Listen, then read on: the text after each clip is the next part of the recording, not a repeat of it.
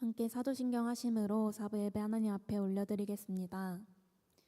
전능하사 천지를 만드신 하나님 아버지를 내가 믿사오며 그 외아들 우리 주 예수 그리스도를 믿사오니 이는 성령으로 잉태하사 동정녀 마리아에게 나시고 본디오 빌라도에게 고난을 받으사 십자가에 못 박혀 죽으시고 장사한 지 사흘 만에 죽은 자 가운데서 다시 살아나시며 하늘에 오르사 전능하신 하나님 우편에 앉아 계시다가 저리로서 산자와 죽은 자를 심판하러 오시리라.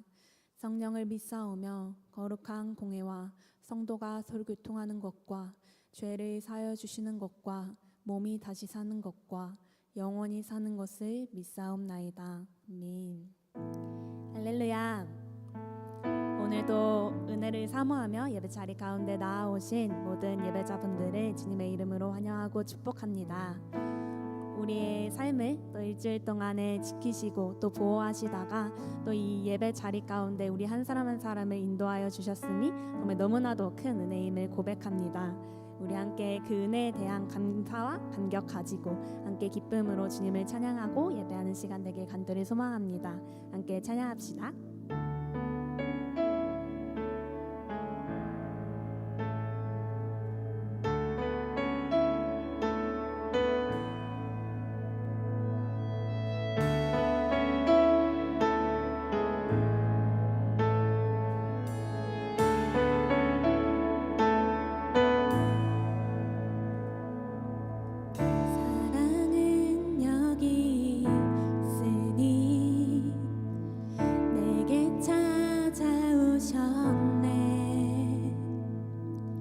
그가 먼저 날 사랑하사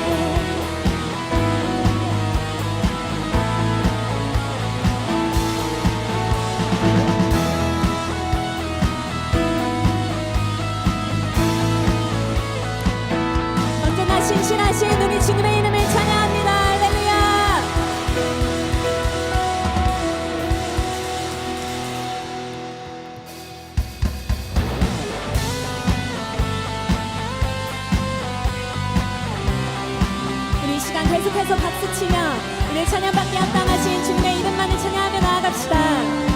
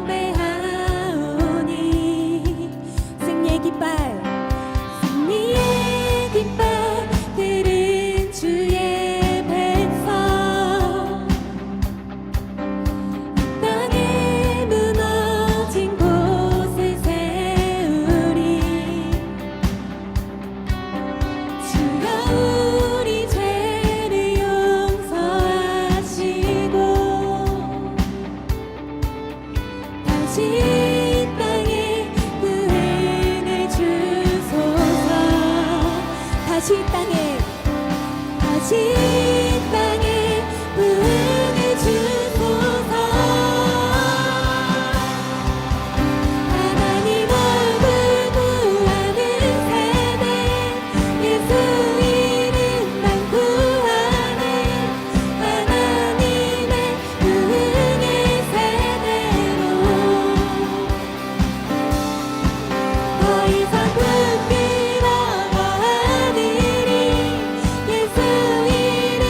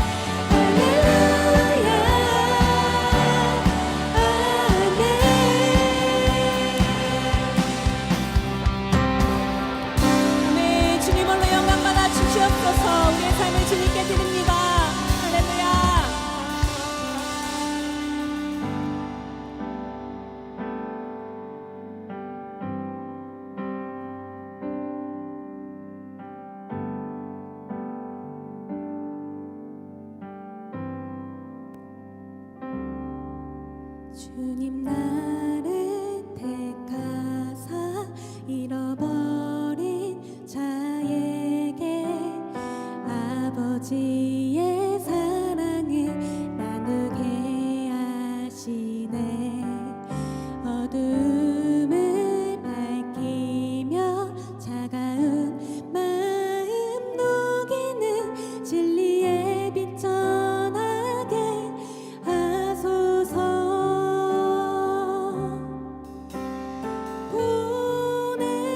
보내소서. 시련이 찾아올 때도 주님의 눈물 기억하게 하소서. 보내소서.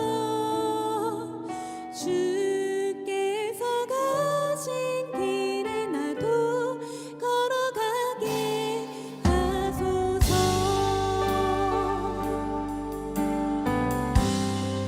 성령으로 임하사 소망 없는 자에게 생명의 그 말씀을 전하게 하시네. 목자 없는 양같이 방황하는 저들에게 주의 사랑 전하게 하소서.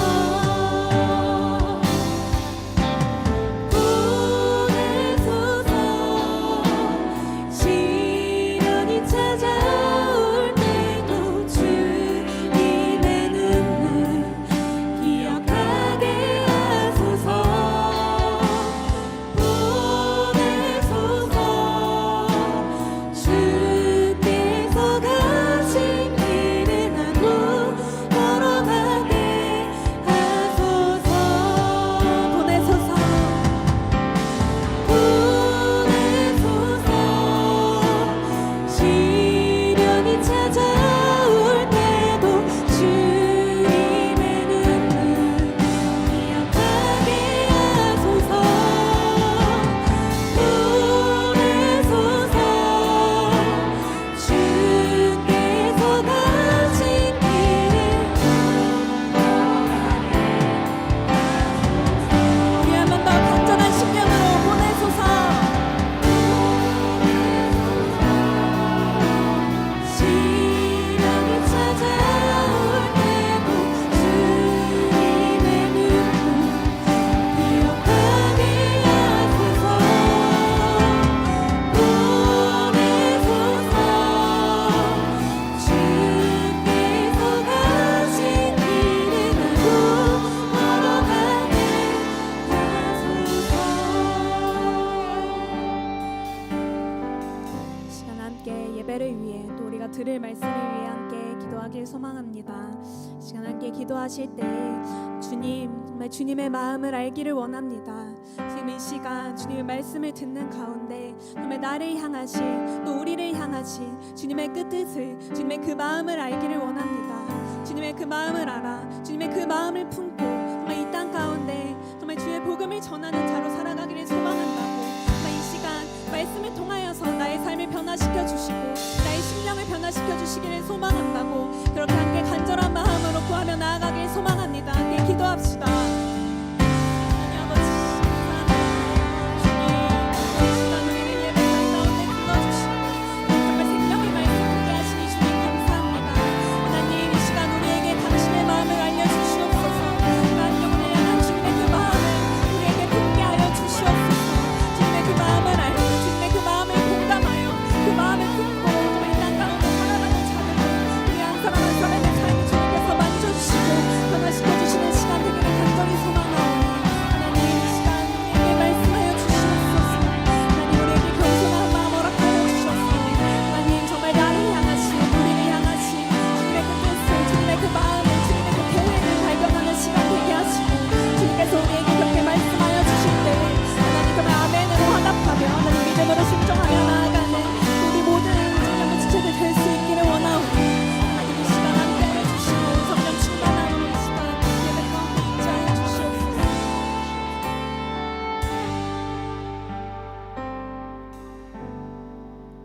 우리의 피난처가 되시며 환난 중에 만날 큰 도움이 되신 하나님, 지난 한 주간도 그 은혜로 담대하게 살아가게 하시다가 오늘 하나님의 보좌 앞으로 나아오게 하시니 감사와 영광을 올려드립니다.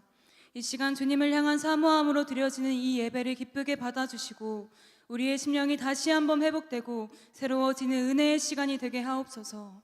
말씀을 전하시는 담임 목사님께 하늘의 기름 부으심과 담대함을 더하셔서 선포되는 말씀이 진리의 빛으로 심령을 비추고 삶을 움직이는 능력이 되게 하옵소서. 파워프레이즈의 찬양을 기뻐 받아주시고 예배를 섬기는 모든 손길 위에도 성령의 기쁨과 감사가 충만하게 하옵소서. 유일한 소망 되시는 주님, 동산교회가 복음의 능력 위에 더욱 든든히 서서 이 시대와 세대를 살리는 생명의 공동체가 되게 하옵소서. 진행되는 다음 세대 여름 사역 가운데 충만한 은혜로 채워주셔서 예수님을 인격적으로 만나고 복음의 감격을 누리는 시간이 되게 하옵소서. 특별히 이번 주 목요일부터 토요일까지 진행되는 청년부 수련회를 통해 모든 청년들이 이 시대를 향한 복음의 메아리로 헌신하고 주님께서 찾으시는 한 사람으로 살아가기를 결단하는 은혜가 충만한 시간이 되게 하옵소서. 또 오늘부터 새롭게 시작하는 소그룹 모임 가운데 넘치는 은혜와 기쁨을 주셔서 하나님을 더욱 알아가고 하나님의 뜻을 깨달으며 말씀으로 하나 되기를 힘쓰는 청년부 소그룹들이 되게 하옵소서. 나라와 민족을 위하여 기도합니다. 이 나라와 민족이 모든 것이 하나님의 섭리 안에 있사오니 모든 영역마다 주님의 거룩하시고 선하신 뜻이 이루어지게 하옵소서. 온 열방의 주인 되신 하나님, 온 열방이 주님의 이름을 경배하기를 소망합니다. 지금도 주의 복음을 선포하시는 선교사님들을 붙들어 주셔서 보내신 곳에서 맡겨주신 사명을 감당할 능력과 지혜를 부어 주옵소서. 오늘 예배 가운데 우리를 친밀히 만나주실 것을 믿으며 교회의 머리 되시고 우리를 죽기까지 사랑하시는 살아계신 예수 그리스도의 이름으로 간절히 기도드립니다. 아멘.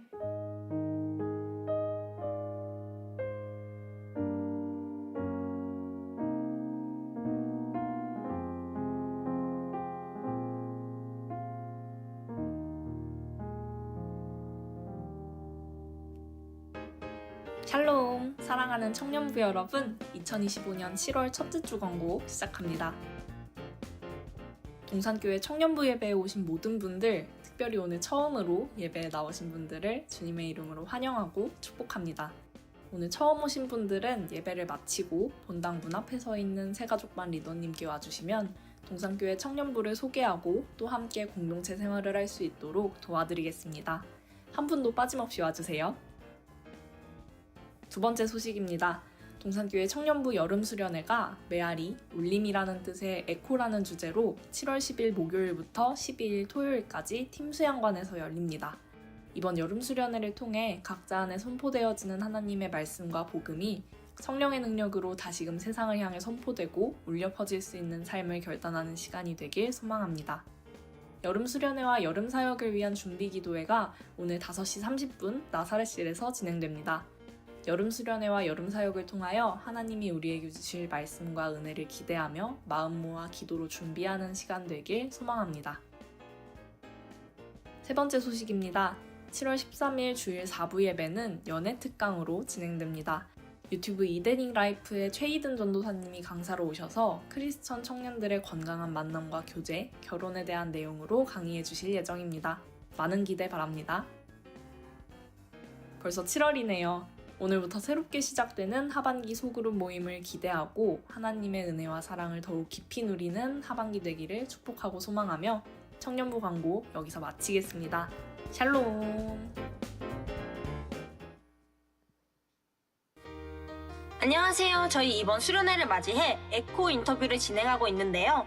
에코를 직관적으로 읽으면 2초죠. 그래서 이름 그대로 2초 인터뷰 준비했습니다. 잠깐 인터뷰 가능하실까요? 맛있는 밥이 아침 저녁부터 맛있어가지고 그런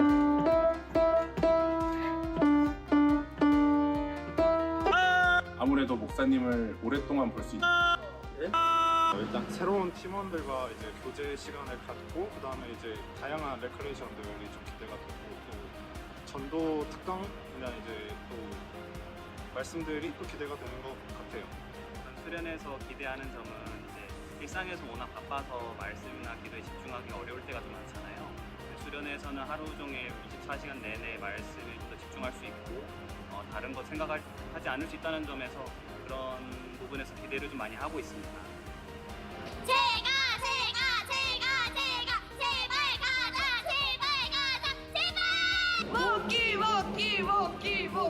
가자 제발 못 가도 기도할게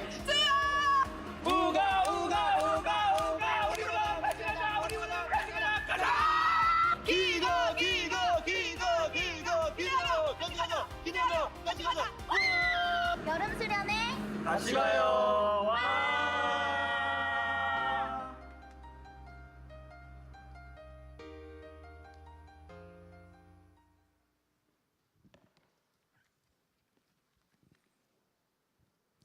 올려드리는 예물을 위해 기도하고 말씀을 위해 기도하겠습니다. 하나님, 우리의 마음을, 우리의 정성을 다해 이 시간 올려드립니다.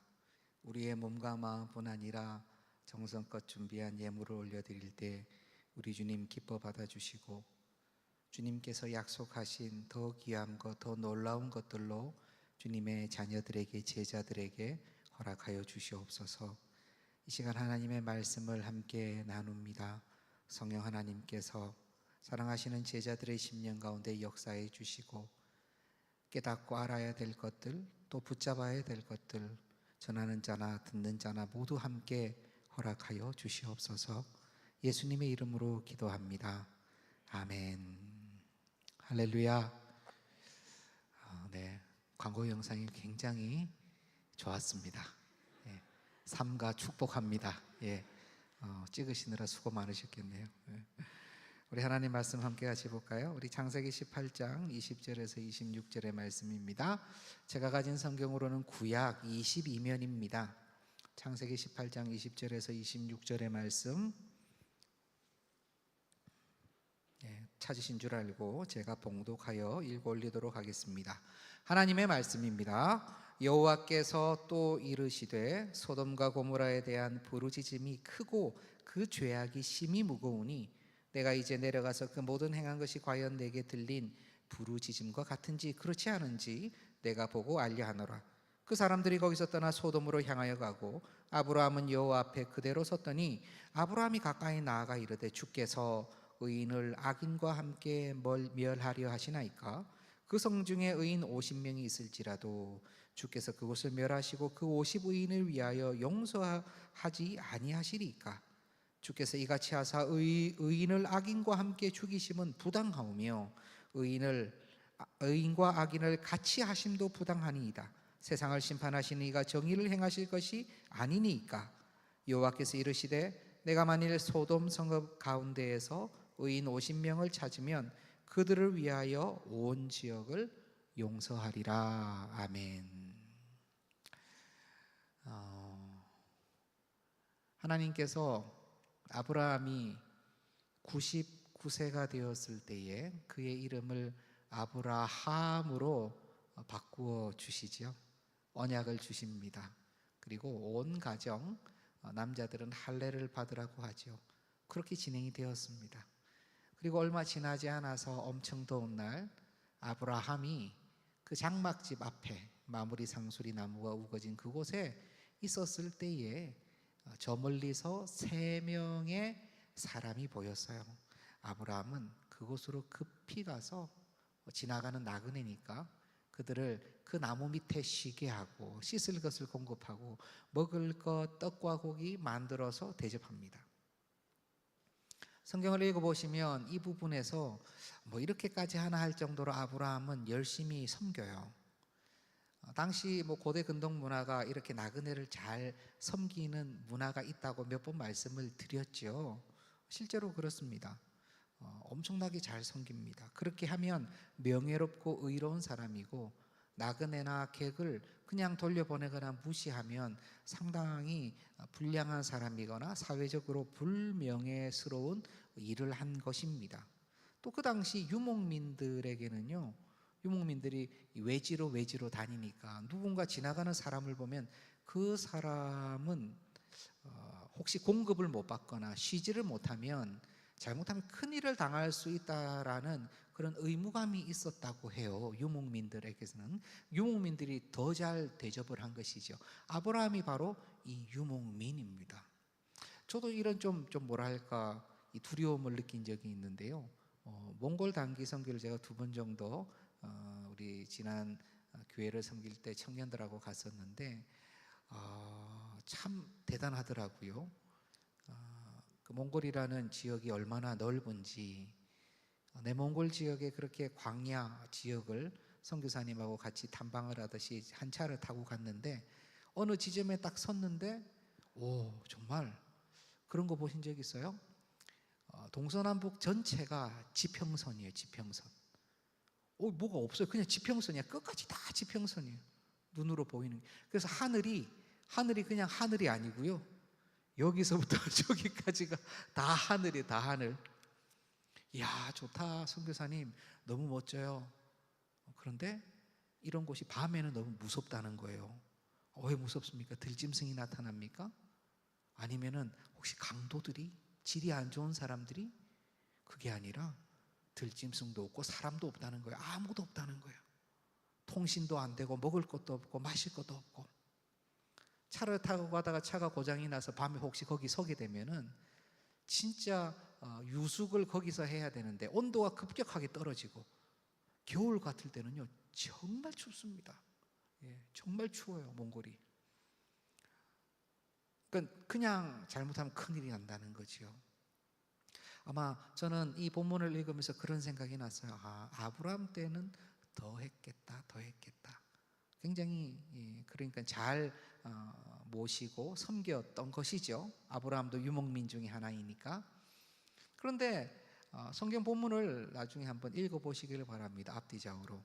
아브라함이 섬기는 모든 모습들이 그냥 해야 돼서 의무감으로 하는 것이 아니라 정말 열심히 해요. 자기도 새 사람을 발견하자 막 뛰어갑니다. 급히. 그리고 먹을 것을 준비할 때는 아내 사라에게 그냥 정신없이 속히 떡을 만들라 그러고요. 자기는 고기를 잡으러, 송아지 고기를 잡으러 달려갑니다. 그리고 자기의 요리사에게는 빨리 음식을 만들라고 합니다. 이런 모든 부사들을 다 종합을 해보면 아브라함이 그냥 나도 의무감으로 섬겨야 되겠다 이런 게 아니라 최선을 다해서 섬기거든요. 여러분, 사람에게 잘한다는 것, 사람을 잘 섬긴다는 것 사실 오늘날 더 쉽지 않죠? 이전에는 연약하고 좀 여러 가지로 상황이 좋지 않은 분들을 섬기거나 돌봐줄 때 그냥 주는 사람 입장에서 그냥 섬기면 돼요. 그냥 그렇죠. 이전에 그랬어요. 여러 고아원이라든가 또 어려운 난민, 또 어려운 지역, 연탄이 필요한 것 그냥 가가지고 열심히 섬기고 그냥 우리가 주고 싶은 것 주고 그냥 오면서 사진 한 장 탁 찍고 오면 되는 거예요. 그러니까 요즘은 누군가를 잘 섬긴다는 것은 굉장히 힘든 일이지요. 그분들의 마음과 그분들의 상황을 잘 이해하지 못하고 나 중심으로 누군가를 잘 섬긴다는 것은 오히려 잘못하다가는 섬기지 않은 것만 못한 상황이 벌어질 수도 있는 것이죠. 어려워요. 힘들어요. 그래서 요즘은 어떤 분위기냐, 웬만하면 요청하기 전에는 잘 도와주지 않습니다. 아니, 도와줄 마음이 없는 건 아니에요. 이게 없다는 건 아니에요. 그러나 요청하거나 잘 이해가 되었을 때 맞추어서 도와주려고 합니다. 그러다 보니까 오히려 그것이 우리의 핑계가 될 때도 많아요. 연약하고 아프고 힘든 분들을 향한 마음이 이전보다 내 안에 좀 많이 적어진 것은 아닌가 하는 생각이 들 때에, 그런데 이 아브라함의 이러한 섬김, 이러한 열심은 하나님의 마음하고 좀 맞았던 것 같아요. 왜냐하면 이 아브라함 이후에 모세 시대가 되었을 때 하나님께서 율법을 주시잖아요. 시내산에서 그 율법에 떡하니 하고 나옵니다. 너희는 나그네와 객을 어떻게 하라고요? 잘 보살피고 섬기라고요. 고아와 과부 먼저 돌보라고요. 힘들고 어려운 이들을 향한 하나님의 마음이 율법에도 나타납니다. 동시에 이 마음은 그대로 예수 그리스도 안에서 다 드러나고 그 이후에 사도들은 히브리서에서 이런 얘기가 나와요. 너희가 나그네와 객을 잘 섬기라고, 손님 대접하기를 잊지 말라. 부지 중에 자기도 잘 모르는 중에 천사들을 영접한 자들도 있다. 누굽니까? 아브라함이에요. 아브라함은 아마 처음에 세 사람을 보고 그냥 천사인 줄 몰랐지요. 그 중에 여호와께서 계신 줄도 몰랐어요. 조금 특별하겠다 생각을 하고 그냥만 모셨는데 나중에 일이 진행되다 보니까 여호와 하나님이시구나 라는 생각을 하게 됩니다. 어디서요? 그 중에 계신 한 분이 뭐라고 얘기하냐면 내 아내 사라를 불러라고 하는 거예요. 사라를 찾는 것입니다. 그리고 뭐라고 말씀하시냐면 내가 내년 이맘때쯤 올 건데 그때 사라에게 아들이 있을 거야 라고 얘기해요. 아마 아브라함은 그때에 이거 어디서 많이 듣던 계속 들어왔던 그 말씀인데 이 중에 여호와께서 계시구나 라는 생각을 했을 것 같아요.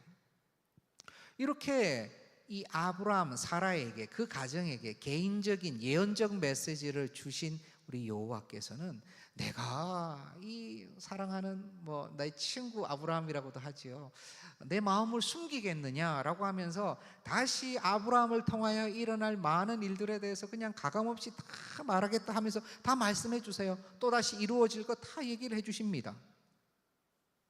여러분, 저는 한번 여러분들한테 물어보고 싶어요.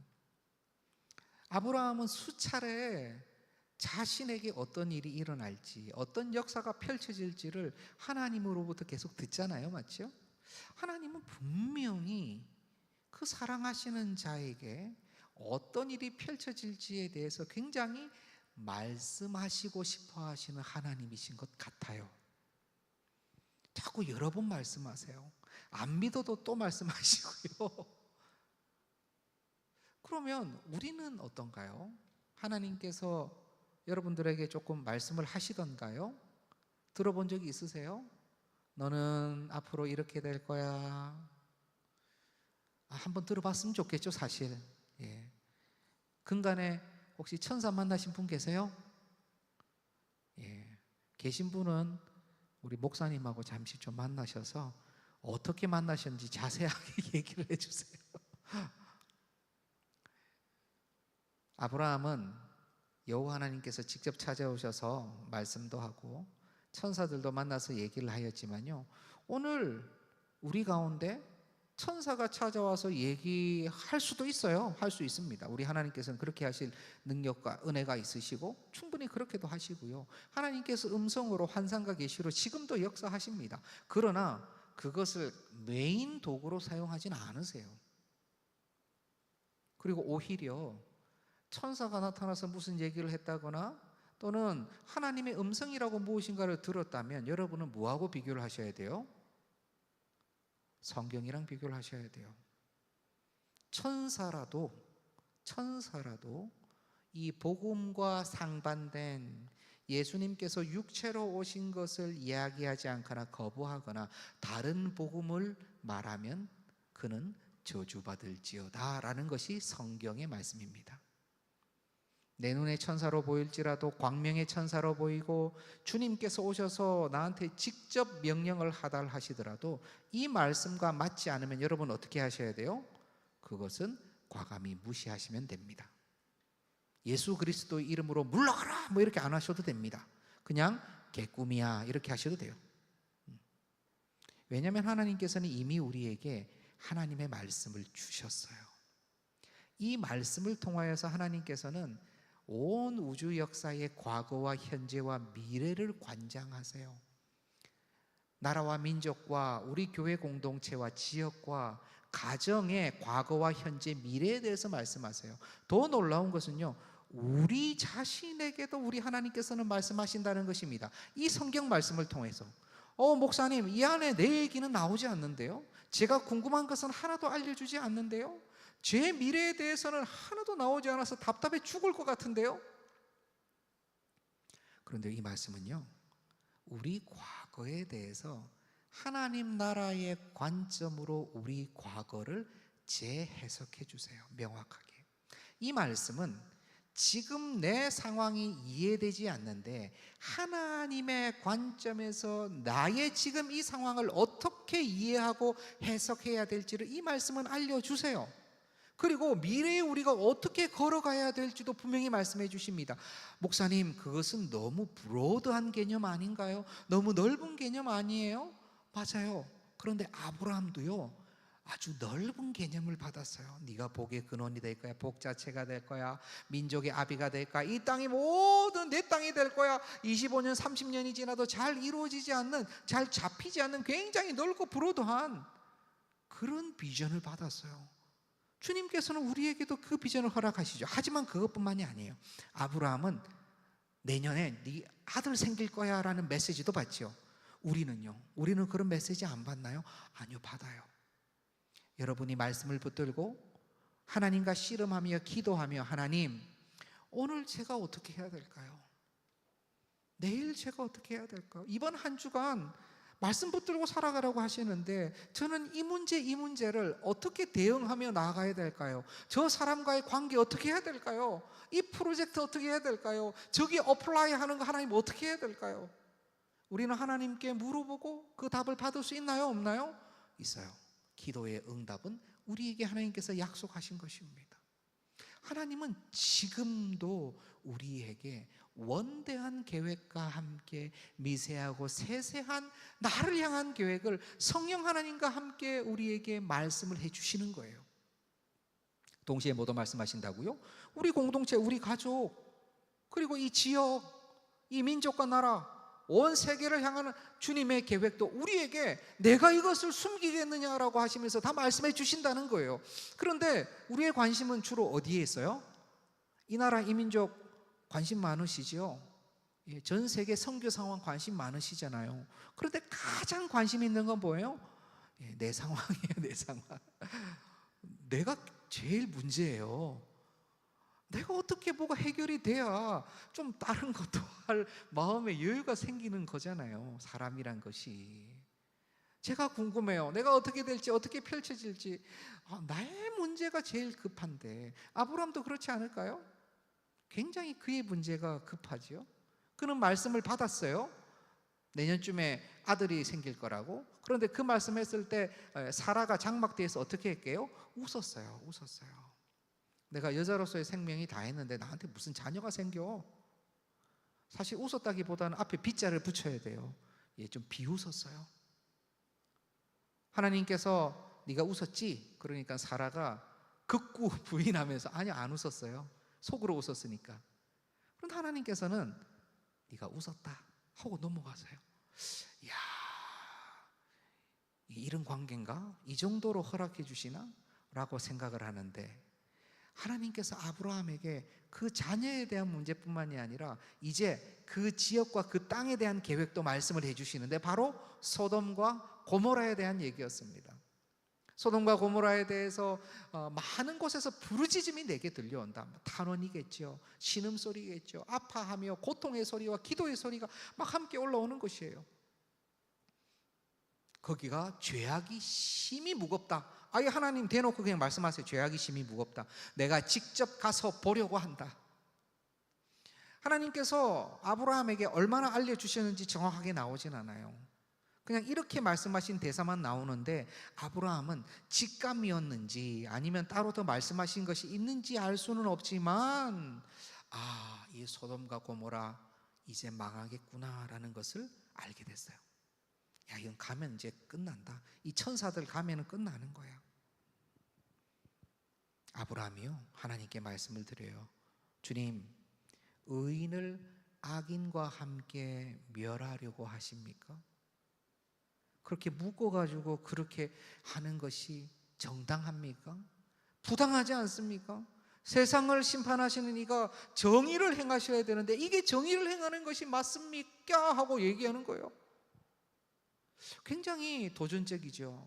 물론 아브라함은 하나님에 대해서 심판주라고 얘기하면서 높이고 있어요. 자기는 제 티끌과 같다라고 자신을 낮추고 있어요. 그러나 이 질문은 선지자들이 많이 질문했던 굉장히 정의에 관한 그러한 질문이에요. 하나님, 이것이 정의입니까? 많은 이들이 정의를 얘기하지만요, 사실 다 자기 정의입니다. 자기 정의. 여러분, 초등학생들이 서로 싸우는 거 한번 옆에서 가만히 보세요. 둘 다 정의로워요. 자기의 정의가 있어요. 야, 내가 어제 너한테 핫도그 줬으니까 오늘 네가 나한테 떡볶이 주는 게 맞지 않아? 다 정의로워요. 정확해. 그럼 옆에서 얘기합니다. 야, 떡볶이는 1,300이고 그 다음에 핫도그는 2,000원인데 그게 어떻게 똑같아? 700원어치 어떻게 할 거야? 정의로워요. 다 자기의 정의가 있어. 아브라함도 자기의 정의로 하나님께 부당하다고 얘기하는 거예요. 하나님께서 의인을 아끼시지 않나요? 하나님께서 의인을 악인과 함께 그냥 다 없애버리시고 끝내시는 분인가요? 하나님은 하나님의 정의가 있어요. 하나님의 공의가 있습니다. 그 공의를 때로 우리가 이해를 못하는 것이지 하나님이 정말 공의로우신 분이시죠. 그런데 이렇게 어떻게 보면은 좀 당돌하게 이야기하는 이 얘기를 역시 또 하나님이 그냥 쓱 받으세요. 사라가 비웃어도 쓱 받아주시고 아브라함이 이렇게 얘기를 해도 쓱 받아주시는데, 야, 이 참 특별한 관계다 하는 생각이 드는데요, 그 이후에 이어지는 대화를 보면 야, 이거는 관계적 문제인지 아니면 두 분 사이가 어떤 관계인지 정말 특이한 대화가 오가고 있어요. 어떤 대화냐? 바로 우리가 오늘 본문 마지막에 읽었던 50명부터 10명까지 이어지는 아브라함의 굉장히 특이한 협상의 대화입니다. 아브라함은 하나님, 50명의 의인이 있으면 그거 용서해 주실 수 있나요? 그러니까 하나님께서 50명? 뭐 그러면 내가 온 땅을 내가 용서할게. 의인 50명이 있으면. 저는 처음 그 부분을 읽었을 때 아유, 하나님 50명 없는지 아셨구나. 너무 쉽게 받으셔. 아, 그러시구나 생각을 했어요. 그런데 그렇게 하고 나서 아브라함이 몇 명으로 줄이냐? 아, 하나님 5명 정도 빼면 어때요? 5명, 45명. 45명 의인이라도 멸하실 거예요? 아니, 45명 내가 다 용서해 줄게. 하나님 5자 빼고 그냥 40명 하십시다. 40명. 그래, 40명. 이 정도 되니까 아브라함이 무언가 좀 분위기를 눈치챈 것 같아요. 하나님, 그럼 30명 어때요? 그래, 30명. 분위기를 탔죠? 20명은요? 20명 좋아. 에라, 이제 모르겠다 하면 10명 있으면 어때요? 10명 의인 있으면 용서해 주실 거예요? 하나님은 고심했다라는 말씀도 안 나와요. 그래, 의인 10명 있으면 내가 그 온 땅을 용서하리라. 그리고 나서 여호와 하나님께서는 그곳을 떠나시고 대화는 끝이 납니다. 여러분, 이 대화가 특이하지 않아요? 이상하지 않아요? 저는 너무 이상해요. 여러분, 경매하는 거 보셨죠? 서더비 이런 데서 경매하는 것들 좋은 물품들 올려가지고 얼마 하잖아요. 가장 높은 그거 한 사람이 가져가지요. 여기 뭐 토목계에서나 건축업계에서 일하시는 분 계세요? 예? 입찰해 보셨어요?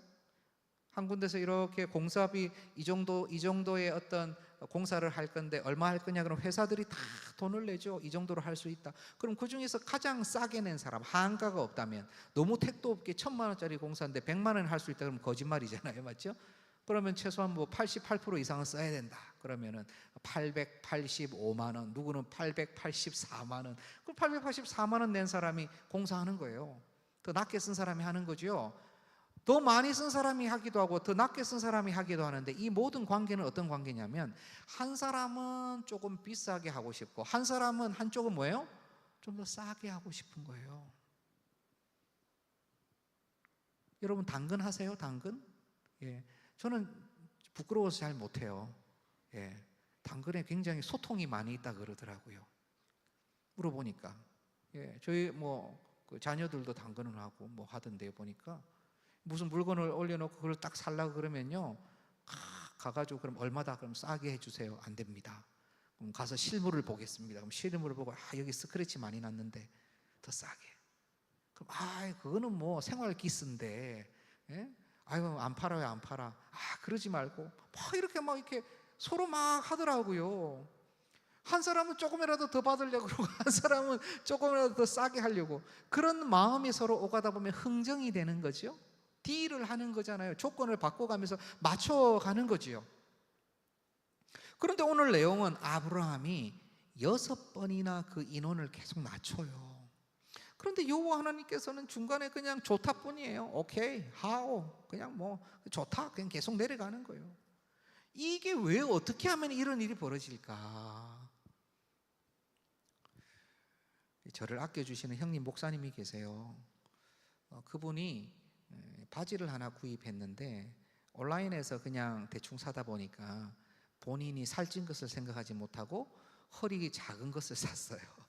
그래서 저보고 허리 사이즈를 묻더니 이거 사가라는 거예요. 그냥 반품하기도 힘들고 귀찮고.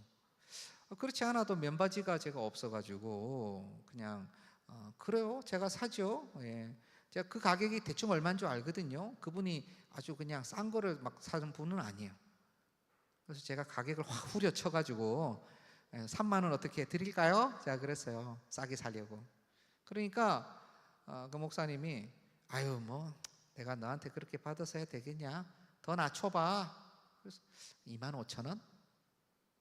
에이, 너 돈도 없을 텐데 더 싸게 불러봐.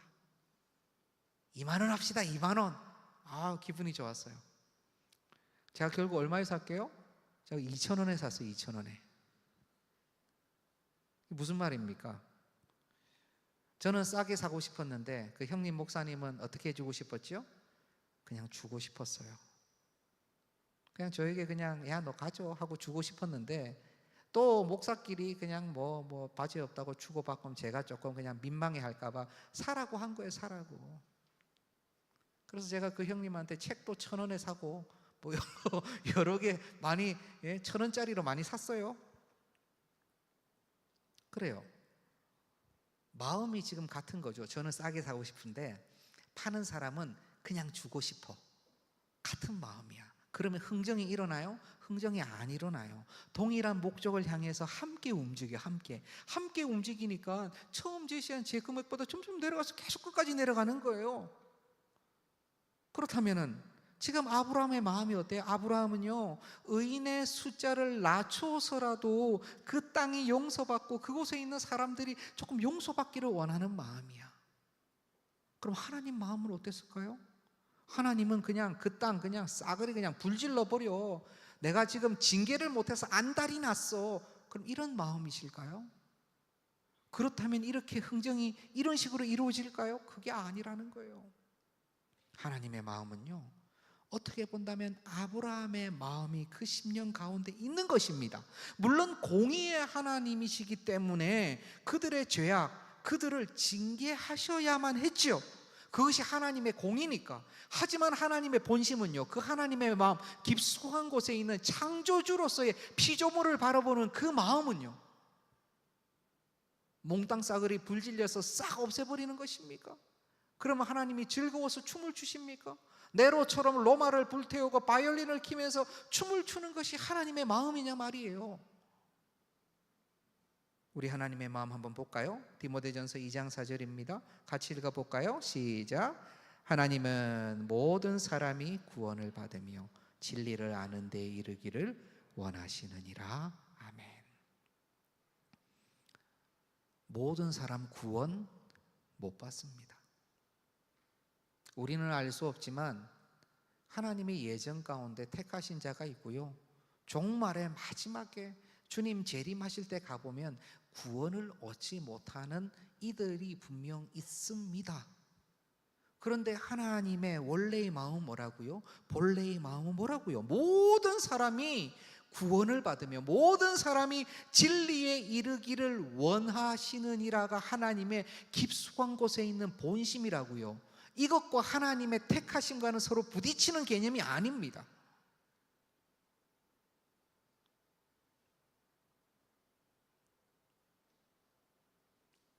인간은 죄악으로 스스로를 멸망으로 몰아가요. 하나님께서는 이런 자들에 대해서 아픈 마음이 있으신 거예요. 징계를 행하시지만 안타까워하시는 것입니다. 우리는 그 마음을 볼 수 있어야 돼요. 예수 그리스도는 어떠하셨습니까? 누가복음 19장 41절 42절을 볼까요? 가까이 오사 성을 보시고 우시며 이르시되 너도 오늘 평화에 관한 일을 알았더라면 좋을 뻔하였거니와 지금 네 눈에 숨겨졌도다. 평화에 관한 일이 뭐예요? 바로 예수님에 관한 일이에요. 예수님 평화의 왕이시죠.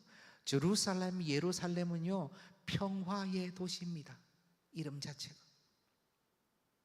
그런데 평화의 도시는 평화의 왕을 몰라보죠. 눈이 감겼죠. 어떻게 해요? 예수님 입성하시지만 예수님을 배척합니다. 예루살렘은 예수님을 배척해요. 예루살렘은 예수님을 배척하여 성밖 골고다로 올라가 결국 예수님께서 죽으시도록 밀어제깁니다. 이 예루살렘은 주후 70년 로마의 티투스 장군을 통해서 완전히 멸망하지요. 포위당하여서 그 성벽이 완전히 회파되고 성전은 돌 하나 위에 돌 하나도 남지 않고 모든 백성들은 흩어져 버립니다. 지금까지 살렘으로서 평화의 도시로서의 회복은 묘연합니다. 이루어졌나요? 아니요. 그러면 당연히 우리 예수 그리스도 하나님의 아들을 배척하고 죽게 내버려 두었으니 오히려 죽음으로 몰고 갔으니 이 예루살렘은 그냥 망해가지고 그냥 완전히 회파되고 하늘로부터 그냥 놀라운 그 절망의 어떤 그런 메시지를 받고 그냥 확 없어져 버려야 되는가? 예수님은 이 예루살렘을 보시며 어떻게 하셨어요? 우셨습니다. 우셨어요. 소돔과 고모라의 악인들은요 심판의 대상입니다. 그런데 이 심판의 대상, 멸망하는 죄인들에 대하여 하나님께서는 불쌍히 여기는 마음이 있으신 거예요. 그러니 아브라함이 낮추면 오케이, 또 낮추면 그래 그렇게 하자, 더 낮추면 그래도 내가 용서하겠다, 마치 기다리셨다는 듯이 우리 하나님은 그 숫자를 낮춰주시는 것이죠. 결국 이 특이한 협상을 하고 있는 이 아브라함이요 뭘 하고 있는 줄 아세요? 그 하나님의 그 심장 안에 있는 그 깊은 속마음을 대변해주고 있어요. 표현해주고 있어요. 그것을 드러내주고 있어요. 그 옷자락을 잡으며 하나님을 붙잡으며 하나님의 마음을 대신해주는 거예요. 여러분, 이런 아브라함을 하나님께서 보시며 어떻게 여기실까요? 어떤 생각이 들까요? 여러분 그런 거 있잖아요, 맞죠? 예. 내가 이 친구 정말 화가 나가지고 등짝이라도 한 대 때리고 싶어가지고 탁 때리고 싶지만, 그러나 때리는 신욕을 하면은 때려라. 그러면 그게 맞아요, 안 맞아요? 저는 기분이 좋아요? 아니요, 누가 말려주면 좋죠. 집에서도 마찬가지죠. 아버지가 여러 형제가 있다고 생각해 봅시다. 한 자녀가 잘못했어요. 징계를 받아야 돼요. 벌을 서든지 손바닥을 몇 차례 맞든지. 그런데 다른 형제가 와가지고 아버지, 저 녀석은 더 맞아야 돼요. 아주 엄중하게 징계를 해주십시오. 이번 기회에 완전 버릇을 고쳐주세요. 그렇게 얘기하면요, 아버지 마음이 어떨까요? 잘하였도다. 그렇게 얘기할까요?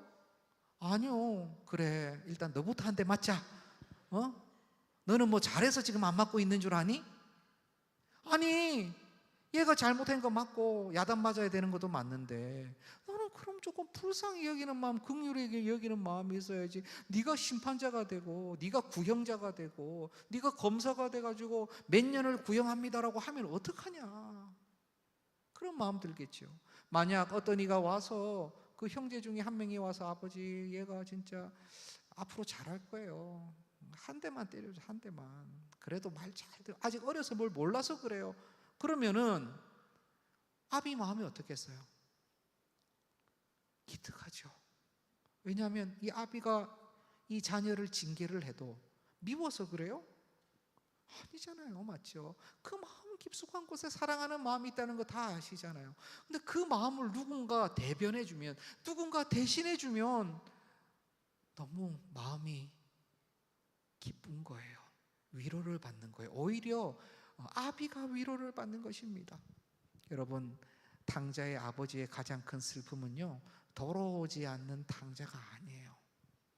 그 탕자를 향하여 그 아비가 그렇게 애달픈 마음을 가지고 있는데, 그 아버지를 생각한다면 그냥 동생을 찾으러 가는 신용이라도 했으면, 같이 애달아 하기라도 했으면, 그 형님의 마음, 그냥 쟤는 나가서 그냥 저렇게 살다가 죽어야 돼라고 생각하는 그 형님의 마음, 탕자가 돌아와도 함께 기뻐하고 얼싸안고 즐거워하지 않고 어떻게 쟤한테 잘해줄 수 있냐라고 얘기하는 그 형님의 마음이 아버지의 마음을 더 아프게 하는 것입니다.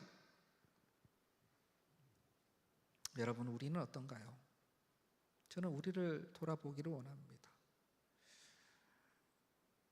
힘들어하고 아파하는, 또 멸망당해야 할 사람들, 황폐한 땅, 저주받은 땅, 어려운 땅들을 바라보며 우리의 생각은 어떤가요?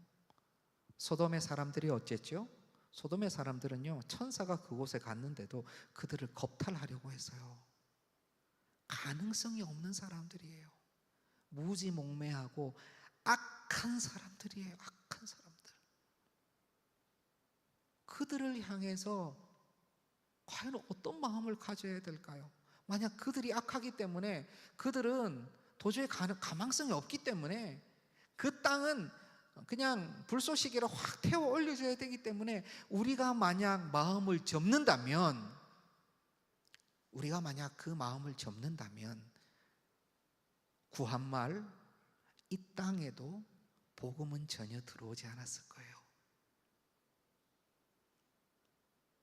바로 이곳에 그 악한 무리들이 있어. 선교사님 오자마자 바로 그냥 목 잘라버리잖아요. 그렇지 않습니까? 대동강에서 토마스 선교사님 오자마자 성경 전해주고 순교하지 않으셨어요? 양화문 가보면 수많은 선교사들의 무덤이 있지 않습니까? 그들의 자녀들의 무덤 보셨어요? 무덤이 그냥 손바닥만 해요. 그분들이 왜 여기 와서 목숨을 내놓고 그 자녀들까지 왜 여기 와서 다 해야 될까요? 이 풀 하나도, 나무 한 그루도 제대로 자랄 수 없는 이 나라에, 받아주지도 않고 핍박하고 죽이려고 하는 이 나라에 왜 오냐 말이에요. 왜 오냐면요, 하나님 아버지의 마음을 조금이라도 이해하기 때문에 그래요. 조선을 향한, 이 나라와 민족을 향한 하나님의 아버지의 마음을 그들은 보았던 것입니다.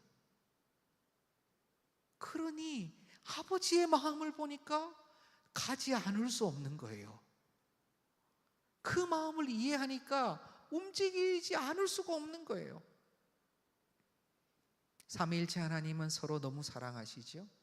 성부 하나님, 성자 예수님께 사랑한다고 고백하세요. 공적으로 모든 사람들이 듣도록, 이는 내 사랑하는 아들이요 내 기뻐하는 자다. 당연한 말씀이시지만 크게 선포하세요. 왜 그럴까요? 당연한 수많은 이유가 있지만 저는 가장 중요한 이유를, 예수님께서 이 땅에 왜 오셨죠? 바로 중보사역을 하시러 오셨기 때문입니다. 중보사역이 뭡니까? 당연히 죽어야 될, 마땅히 없어져야 될 우리와 같은 수많은 죄인들을 한 명 한 명을 그 품에 품으시고 그에게 행해져야 될 공의의 칼을 우리 예수님께서 다 맞으신 거 아니에요? 예수님께서 내가 받아야 될 공의의 칼을 우리를 얼싸 안으시고 예수님이 그 몸으로 다 맞으시고 생명을 내어 놓으셨어요. 그리고 하나님께 내가 이렇게 생명을 내어 놓았으니 내 품에 있는 이 녀석들 하나님 살려주십시오. 이들에게 생명을 주십시오. 이들을 보존하여 주십시오. 제가 책임지겠습니다라고 우리 예수님께서 하신 거잖아요. 그러니 성부 하나님께서 성자 예수님을 기뻐하시는 겁니다. 성부 하나님께서는 당연한 공의로 어떻게 보면 진멸하실 수밖에 없어요. 죄와 상종하실 수 없으니까, 죄와 함께 하실 수 없으니까. 그러나 하나님 아버지의 그 깊은 마음 내적에 있는 그 본질적 사랑을 예수 그리스도께서 드러내 주신 거예요. 표현하신 거예요. 하나님은 분명히 아브라함이 너무 기특했을 거예요. 물론 아브라함에게 은혜를 주셔서 그렇지만요, 아브라함을 굉장히 더 기뻐하셨을 것입니다. 그는 이렇게 특이한 협상을 시도하며 하나님 앞에 나아갔던 거예요. 하나님의 마음을 드러내면서, 하나님의 마음을 표현하면서. 주님 사랑하시는 동산의 청년 여러분, 여러분들은 오늘 어떤 협상을 진행하고 계십니까? 여러분들 미래를 준비하며 공부를 하며 또 취업을 준비하고 일을 하고 여러 가지 사회적 관계망 가운데 또 가정을 이루기를 소원하고 기도하며 또 이미 이루며 수많은 성공의 협상들을 진행하고 계시지 않습니까? 이렇게 하면 좀 잘 될까? 저렇게 해보면 어떨까? 내가 이 정도 시간을 양보하고 저기에도 시간을 많이 들여서 이러한 것을 성취해내고 이루어내고 또 그 다음 단계에서는 이런 것들을 해보고 얼마나 많은 협상들을 하고 계세요. 신앙인으로서의 협상도 있겠지요. 이번에 수련회 내가 가야 될까 말아야 될까? 이때까지 너무 많이 갔어. 이번에는 한번 스킵해줘야 돼. 그래야지 나의 자존감이 좀 유지가 되지. 이거 뭐 너무 오라는 대로 오고 가라는 대로 가면 내 마음 가운데 협상력이 막 살아나는 거예요. 협상력이. 수많은 우리의 협상이 있죠. 그런데요, 정말 주님이 기뻐하시는, 하나님께서 그 마음을 드러내시기 원하는 그러한 부분에서 그런 특이한 협상을 한번 시도해 보시지 않겠어요? 저는요, 하나님 앞에 그렇게 시도하는 인생들이 많아지기를 간절히 소원합니다. 왜냐하면 너무너무 어리석었어요. 제가 잘 몰랐어요. 하나님 앞에서 그렇게 다른 이들을 위한, 황폐한 땅을 위해서 죽어가는 영혼, 하나님 알아서 하시겠지, 그런 영혼들을 위해서 나의 에너지와 나의 시간을 내고 그렇게 내 인생의 많은 부분들을 할애하는 것은 손해라고 생각을 했어요. 제 눈에 많이 보이는 것은요, 하나님 나라를 위해서, 교회를 위해서 열심히 하다가 소위 세상에서 루저가 되는 사람들이 제 눈에 보였어요. 교회 일만 열심히 하다가 성공을 못하네? 열심히 그냥 신앙생활을 하는 것 같았는데 결국에는 인생에서 나고자처럼 되네? 그렇지. 저렇게 어리석으면 안 되지. 내 거 챙겨야지. 일단 내가 살아야지. 내가 살아야지 교회에서도 인정해 주지. 내가 성공해야지 그래도 교회에서도 뻔듯하게 받아주지. 내일도 못하면서 그냥 어설프게 이런데 저런데 다니고 열심히 하면 뒤에서 다 욕하지. 여러분, 저는 그래서 나를 좀 추스려야 되겠다 생각을 했죠. 근데 지나고 알게 됐어요. 지나고 하나님께서 나를 통하여 내가 정말 추스려지는 것은, 내가 정말 제대로 성장하고 내가 나를 정말 위한다는 것은 무엇인가? 내가 나를 위해 시간과 에너지와 모든 인생을 쏟는 것이 아니라 하나님께서 케어하고 하나님께서 힘들어하시고 슬퍼하시는 그 대상들을 향해서 내 마음을 쏟을 때에 하나님께서 나를 케어해 주시는구나를 나중에 알게 됐어요. 나중에. 너무나 안타까워요. 그 시간들이. 너무나 마음이 아파요. 그때 할 수 있는 것들이 있는데 지금은 할 수 없는 것들이 있는데 그 이후에 알게 해주셔서 감사하죠. 그렇지만 지나간 세월은 어떻게 할 수가 없어요. 지금 하나님 은혜 주시지만 그때의 하나님의 부르심이 있어요. 때마다의. 저는 지금 주님 사랑하시는 동산의 청년들 한 분 한 분 심령 가운데 하나님께서 부르시는 그 무엇인가가 있다고 확신합니다. 여러분, 다른 이들을 위하여 또는 황폐한 땅을 위하여 나 자신을 드리는 것은 결코 후퇴하거나 실패하는 인생이 되는 것이 아닙니다. 오히려 존귀한 하나님께서 기특히 여기시는, 하나님께서 참으로 기뻐하시는 그런 인생이 되는 거예요. 저는 그러한 간증이 우리 청년들을 통해서 이제 다음 주일 학교 학생들로 전해지기 소원합니다. 다른 소문이 아니라, 야, 결국은 각자 살아야 돼. 결국 내 거 내가 챙겨야 돼. 그래봐야 다 소용없어라는 그러한 소문이 온 교회와 다음 세대로 흘러가는 것이 아니라, 하나님 나라와 나와 상관도 없는 저 영혼, 그냥 황폐한 그 땅을 위해서 내가 하나님 아버지의 그 심령 가운데 마음을 합했더니 하나님께서 이런 은혜를 주셨다라는 그러한 마음들이 저는 대대로 흘러가기를 소원해요. 우리 동산에는 그 메시지가 필요합니다. 그 소문이 필요합니다. 그러나 그것은 자작극으로 만들어낼 수 있는 게 아니에요. 거짓으로 꾸며낼 수 있는 게 아닙니다. 살아계신 하나님께서는 분명히 그 일을 오늘 주님의 마음을 이해하기를 원하는 우리를 통하여 이루어 나가실 것입니다. 한 영혼, 한 사람을 향한 아버지의 마음, 우리가 누가복음 15장 7절 함께 읽음으로 이해해 볼까요? 우리 한번 같이 읽어봅시다.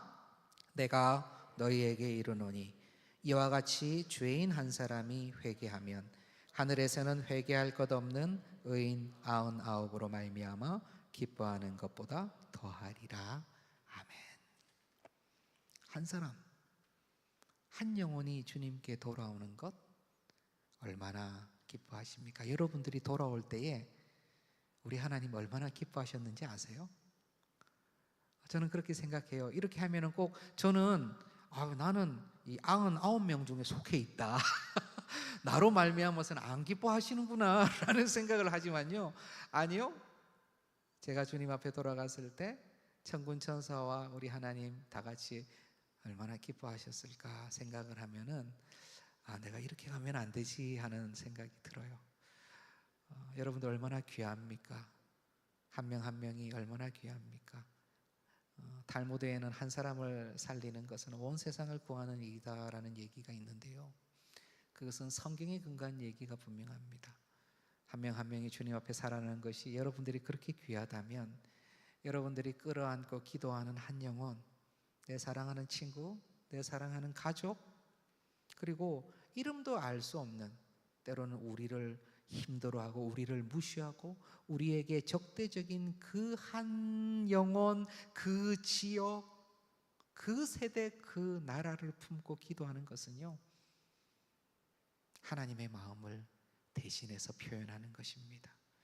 그러한 은혜가 우리에게 있기를 소원합니다. 우리 하나님 아버지의 마음 우리 한번 같이 올려드립시다. 가사를 생각하면서 고백합시다.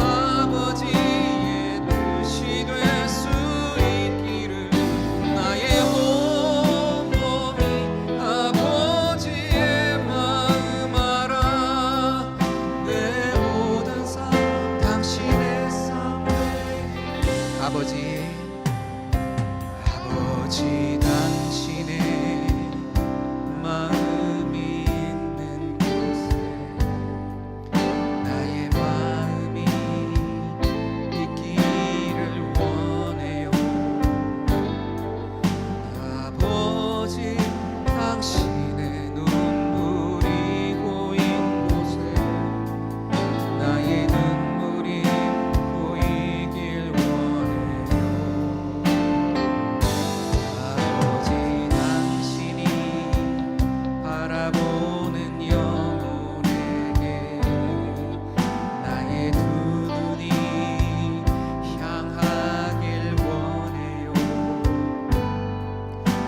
아버지 당신이 울고 있는 어두운 땅에 나의 두 발이 향하길 원해요. 나의 아버지의 마음 알아. 내 모든 뜻 아버지의 뜻이 될 수 있기를 나의 온몸이 아버지의 마음 알아. 내 모든 삶 당신의 삶 되기를 나의 마음이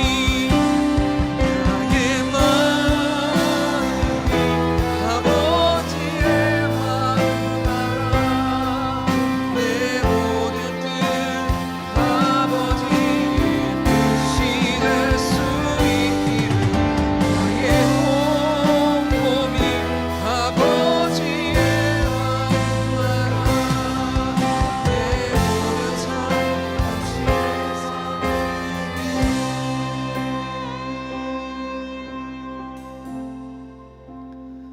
이 시간 우리 한번 간절히 기도합시다. 기도할 때에 하나님 제 자신도 너무 급합니다. 저도 너무 불완전하고 너무 연약합니다. 이룬 것이 없고 이룰 것이 막막합니다. 그러나 나를 향한 온 땅과 모든 사람을 향한 저 버려진 것 같은 저 영혼들을 향한 하나님의 긍휼히 여기시는 그 마음이 나의 마음이 되게 하여 주옵소서. 주님 마음 닮아가는 내가 되게 하여 주시고 그 한 영혼, 그 한 지역, 이 신림 땅을 위해 하나님 앞에 끝까지 매달리는 내가 되게 하여 주시옵소서. 우리가 되게 하여 주시옵소서. 우리 청년부 되게 하여 주시옵소서. 우리 소원하며 한번 간절히 주님 앞에 올려드리며 기도하며 나아가겠습니다. 기도합니다. 하나님 이 시간 주님 앞에 간절히 소원합니다.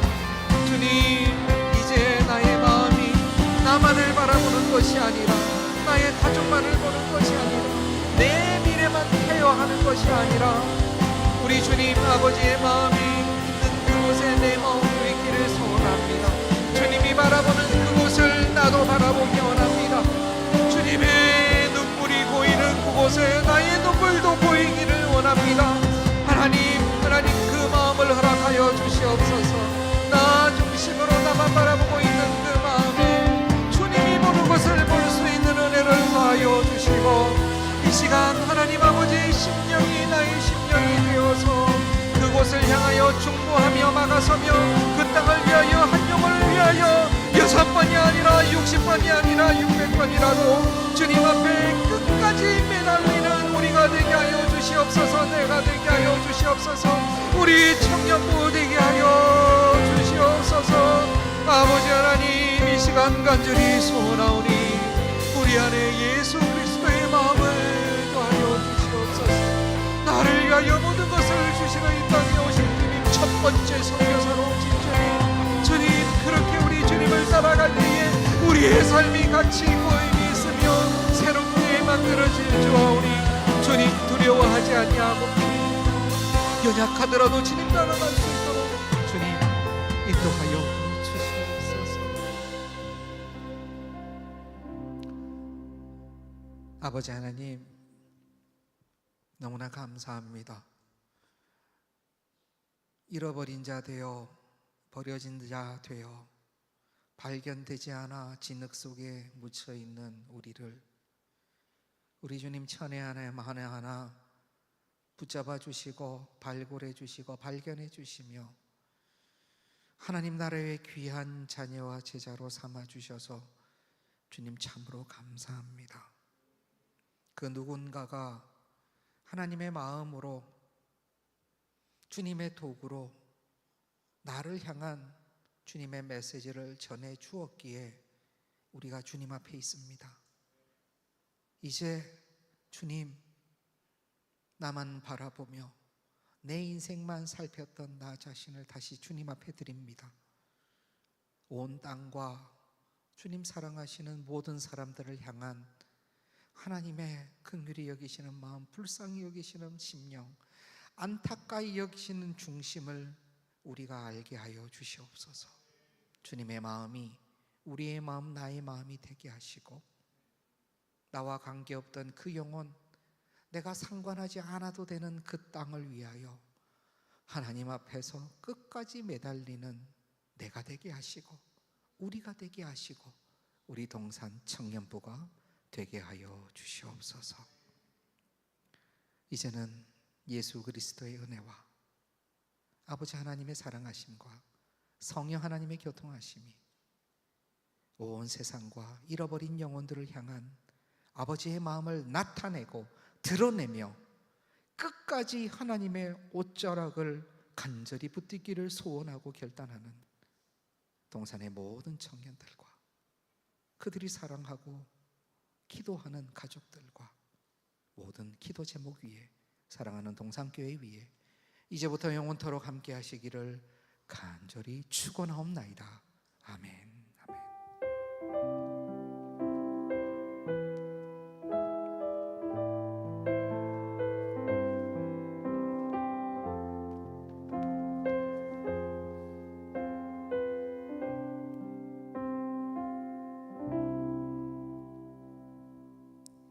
예배를 모두 마쳤습니다. 오늘 처음 오신 새가족분들께서는 리더님의 안내를 받아주시고요.